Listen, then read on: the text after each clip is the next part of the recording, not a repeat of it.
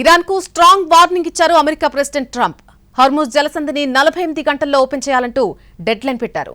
ఎలాంటి బెదిరింపులు లేకుండా పూర్తిగా తెరవాలని, లేదంటే ఇరాన్లో అతిపెద్ద పవర్ ప్లాంట్పై దాడి చేస్తామని హెచ్చరించారు.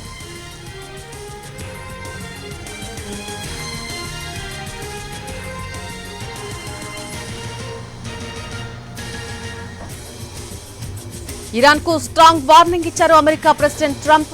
హార్ముజ్ జలసంధిని 48 గంటల్లో ఓపెన్ చేయాలంటూ డెడ్లైన్ విధించారు. ఎలాంటి బెదిరింపులు లేకుండా పూర్తిగా తెరవాలని, లేదంటే ఇరాన్లో అతిపెద్ద పవర్ ప్లాంట్పై దాడి చేస్తామంటూ హెచ్చరికలు జారీ చేశారు Trump. Aqua Titan ship Bharat చేరుకుంది. నిన్న సాయంత్రమే మంగళూరు పోర్టులో డాకింగ్ అయింది. జనవరి చివర్లో రష్యాలో ఆయిల్ లోడ్ అయింది. చైనాలోని జిజువు పోర్టుకు బయలుదేరింది. అయితే రష్యా ఆయిల్ కొనుగోళ్లపై ఆంక్షలను అమెరికా ఎత్తివేయడంతో వెంటనే ఆక్వా టైటాన్ షిప్ తమ గమ్యస్థానాన్ని మార్చుకుంది. చైనాకు వెళ్లకుండా మంగళూరు పోర్టుకు బయలుదేరింది. ఈ షిప్లో 7.7 లక్షల బ్యారెళ్ల క్రూడ్ ఆయిల్ వచ్చింది. ఆక్వా టైటాన్తో పాటు మరో 7 రష్యన్ ఆయిల్ షిప్లు కూడా భారత్కు వస్తున్నాయి.